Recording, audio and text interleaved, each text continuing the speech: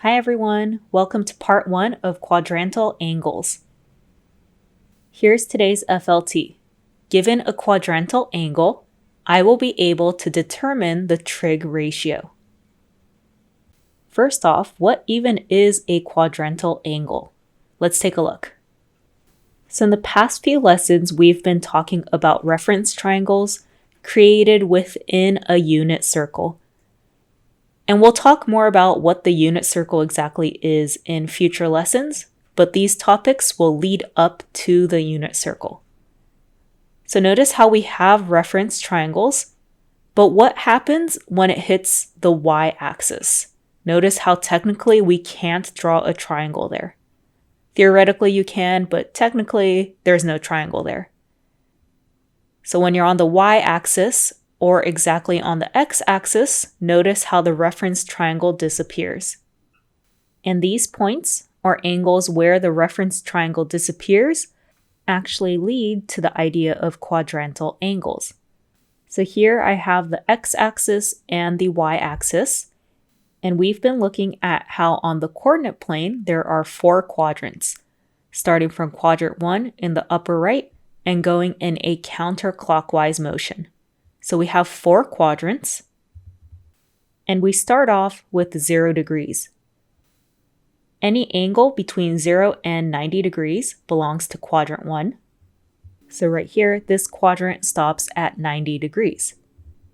And then we move another 90 degrees to reach 180 degrees. So any angle between 90 degrees and 180 degrees is in quadrant 2. We move another 90 degrees. Notice how we're going in 90-degree increments and end up at 270 degrees. So any angle between 180 degrees and 270 degrees lies in quadrant 3. And we move another 90 degrees one last time, and we've created a full circle, a full 360 degrees. So notice how within each quadrant we are moving by increments of 90 degrees. But what happens when we move exactly 90 degrees? We would end up on the axes.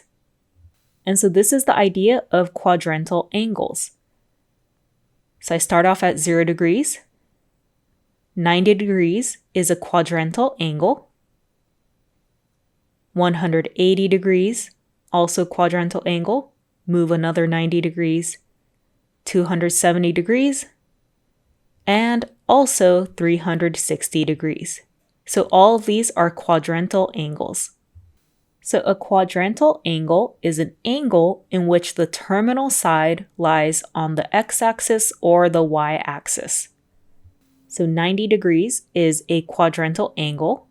Notice how the terminal side lies on the positive y-axis. 180 degrees, a half circle, is also a quadrantal angle. We also have 270 degrees, and also a full circle. A full 360 degrees would also be a quadrantal angle. And actually, 0 degrees is also a quadrantal angle. These two angles are actually coterminal. So notice how both 0 degrees and 360 degrees end up at the same spot. So these angles are coterminal to each other. So in general, when you're thinking about quadrantal angles, think about increments or multiples of 90 degrees. And you can have quadrantal angles past 360 degrees. So for example, something like 450 degrees. But we're just going to stick with angles between 0 and 360 degrees. So what we're going to do today is find the different trig ratio values of each quadrantal angle. So as we start finding the trig ratios of different quadrantal angles, I'm actually going to quickly review how to use the calculator as well. So first, let's find sine of 90 degrees. If you're using an old school calculator, like an iPhone, remember you kind of have to go backwards. First off, make sure you're in degree mode.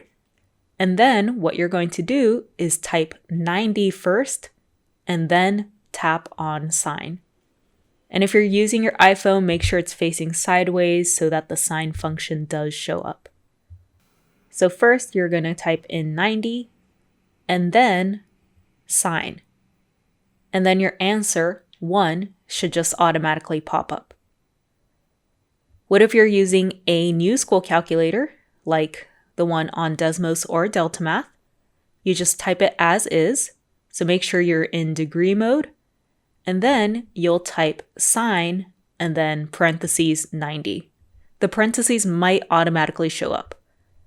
So you're just typing it as is, sine of 90. You don't have to include the degree symbol. And then click on equals. And regardless of which calculator you use, you should end up with the same answer, 1. So sine of 90 degrees equals 1. And definitely let me know if you need help operating either type of calculator. This was more just a quick review of how to use your calculator when working with trig ratios. Okay, so let's try another one. Next, let's find sine of 0 degrees. So again, today we're going to be finding trig ratio values of different quadrantal angles. So sine of 0 degrees. If you're using an old school calculator, like an iPhone, which is weird because the iPhone is not old at all, you want to type it backwards, so 0 and then sine. But if you're using more of a scientific calculator, you just type it directly as is, sine of 0. Either way, you should end up with the same answer, and you should end up with 0. So what we're going to do is find the trig ratio values of different quadrantal angles, but let's actually summarize it into a chart. So please create a chart or a table similar to this. Make sure you have enough room in your notebook. In the top row, we're going to write the different quadrantal angles, starting with 0 degrees, 90 degrees, 180 degrees, 270 degrees, again going in increments of 90 degrees, ending with 360 degrees. Let's start off with finding the sine values of each quadrantal angle. So we're going to start off with sine of x, where x stands for the quadrantal angles. And remember to pause the video whenever you need extra time. Okay, so we just found out that sine of 0 degrees is 0 and sine of 90 degrees is 1. Go ahead and find the sine value for the other 3 quadrantal angles and then press play when you're ready. Hopefully you found that sine of 180 degrees is 0, sine of 270 degrees is -1, and sine of 360 degrees is 0. And just a friendly reminder that 0 degrees and 360 degrees are coterminal, so we'd end up with the same values. And again, this is a topic that's going to lead up to the idea of unit circles, so don't worry about putting a meaning behind these values yet. So we just found the sine values of the different quadrantal angles. Next, let's move on to finding the cosine values. So again, go ahead and pause this video and find the cosine values of each quadrantal angle. So cosine of 0 degrees is 1, cosine of 90 degrees is 0. Cosine of 180 degrees is -1, cosine of 270 degrees is 0, and lastly, cosine of 360 degrees is 1. So we've been able to find the sine and cosine values of these quadrantal angles. So what we're going to do is derive the values of the other trig ratios of each quadrantal angle. But before we move on, let's go on a quick tangent. Haha, math jokes, woo. All right, so make sure you have enough space for your chart and then jot these notes down either at the bottom of your notes or on the next page. So when we're looking at right triangles, we know that sine of theta is the opposite side over the hypotenuse. And then we also know that the cosine of theta is the adjacent side, so the side right next to us, over the hypotenuse. Now, what if I decided to do sine of theta over cosine of theta? So what if I decided to divide? I know this looks strange, but just follow along and it'll make some sense. So this is basically saying opposite over hypotenuse divided by adjacent over hypotenuse. And this is like dividing fractions. And let me know if you have any questions on this step right here. But we have opposite over hypotenuse. And then we have to take the reciprocal of that bottom part. So instead of adjacent over hypotenuse, we have the hypotenuse over adjacent. So we're multiplying these two. Notice how these cancel out. And so we're left with opposite over adjacent. And where have we seen this before? Opposite over adjacent? Well, that's actually the tangent trig ratio. So tangent of theta. And this actually leads to an important finding that tangent of theta is simply sine of theta over cosine of theta. So we have that tangent of theta equals sine of theta divided by cosine of theta. Now think about how this will help us find the tangent values of the quadrantal angles. Press play when you think you might have an idea. So since tangent of x would be sine of x over cosine of x, what we can do is use the values that we just found. So for example, for tangent of 0 degrees, I can simply do 0 over 1. So we know that sine of 0 degrees equals 0 and cosine of 0 degrees equals 1. So tangent of 0 degrees would simply be 0 over 1. And 0 divided by 1 equals 0. So tangent of 0 degrees equals 0. What about tangent of 90 degrees? It's going to be sine of 90 degrees over cosine of 90 degrees, 1 over 0. But remember that we are not allowed to divide by 0. So if you were to try to divide by 0, this would lead to an undefined answer. I tend to use this symbol to represent an undefined answer, but you can always just write it down if the symbol confuses you. So because we're not allowed to divide by 0, tangent of 90 degrees is undefined. What about tangent of 180 degrees? 0 over negative 1 is 0. Tangent of 270 degrees would be negative 1 over 0, which results in an undefined answer. And lastly, tangent of 360 degrees is 0. Notice how because 0 degrees and 360 degrees are coterminal, all those values are equal to each other.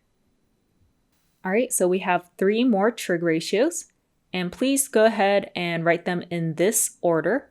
So cotangent, secant, and then cosecant.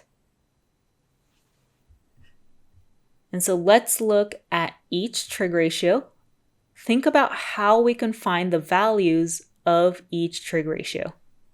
Recall the relationship between these 3 trig ratios and the original 3 trig ratios. We actually have reciprocals. So for example, the reciprocal of sine of x would be cosecant of x. In other words, cosecant of x equals 1 over sine of x, and so on. So let's start off with the very bottom row, cosecant. So we know that cosecant of x is the reciprocal of sine of x. So we've found the sine values of the quadrantal angles. Let me actually rewrite it. Technically, these are all over an invisible 1.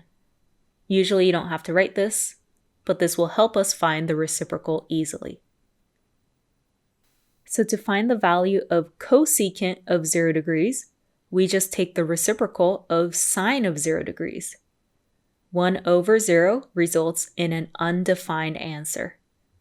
So here we're using the fact that cosecant of x would be the reciprocal of sine of x. Cosecant of 90 degrees is the reciprocal of sine of 90 degrees. 1 over 1 equals 1. And then cosecant of 180 degrees, we look at the reciprocal, 1 over 0. That results in an undefined answer. Cosecant of 270 degrees would be 1 over negative 1, which equals negative 1. And lastly, cosecant of 360 degrees is the reciprocal of sine of 360 degrees. So 1 over 0, which results in an undefined answer. And if you have any questions on how I found each of these values, please let me know. All right, so notice here, sine of x and cosecant of x are related in the sense that they are reciprocals of each other. Next, let's take a look at secant of x. We know that secant of x is the reciprocal of cosine of x. So I'm going to start off by putting all these cosine values over 1. And so let's take the reciprocal. Secant of 0 degrees is 1 over 1, which equals 1. Secant of 90 degrees would be 1 over 0, since it's the reciprocal of cosine of 90 degrees. This results in an undefined answer. Secant of 180 degrees would be 1 over negative 1. It's that reciprocal. This results in negative 1. And then secant of 270 degrees would be 1 over 0. So this is undefined. And lastly, secant of 360 degrees would be 1 over 1. Again, the reciprocal of cosine of 360 degrees, which equals 1. And notice here, the relationship between cosine of x and secant of x, these are reciprocals of each other. Lastly, let's take a look at cotangent of x. We know that cotangent of x is the reciprocal of tangent of x. Notice here it's a little easier to find the reciprocals. We'll just be flipping these fractions around. So cotangent of 0 degrees is 1 over 0, which is undefined. Cotangent of 90 degrees is 0 over 1, which equals 0. Cotangent of 180 degrees would be negative 1 over 0, which is undefined. Cotangent of 270 degrees leads to 0. And lastly, cotangent of 360 degrees is undefined. And we were able to derive these values using the fact that the cotangent of x is the reciprocal of tangent of x. One thing you may have noticed is the fact that 0 and undefined are reciprocals of each other. So the reciprocal of 0 is undefined, and the reciprocal of being undefined is 0. And I know this was a lot of information, so feel free to pause the video and rewatch as necessary, and also let me know if you have any questions. And here's a decluttered version of that same chart. There's a lot of information here, but you don't have to memorize all of this. I would recommend just memorizing the sine and cosine values of the different quadrantal angles. We can derive all the other trig ratios as long as we know the sine and cosine values of these quadrantal angles. And so usually math isn't exactly about memorization, but for these sine and cosine values, treat it like memorizing the times table or something. Right now you have the table in handy, but eventually you'll be able to quickly solve for them without having the table. So for the following examples, let's look at how to derive different trig ratio values of quadrantal angles just using the sine and cosine values. So for example 1, we're going to find the value of tangent of 270 degrees. And obviously right now you can look at your chart, but the goal is to be able to derive it using just the sine and cosine values. So we know that tangent of 270 degrees is equal to sine of 270 degrees over cosine of 270 degrees. And this is where memorization will be a key factor. Sine of 270 degrees equals -1, and cosine of 270 degrees is 0. And since -1 over 0 is undefined because we cannot divide by 0, we know that tangent of 270 degrees is undefined. So tangent of this quadrantal angle 270 degrees is undefined, and we use the fact that the tangent of an angle is equal to sine of that angle over cosine of that angle.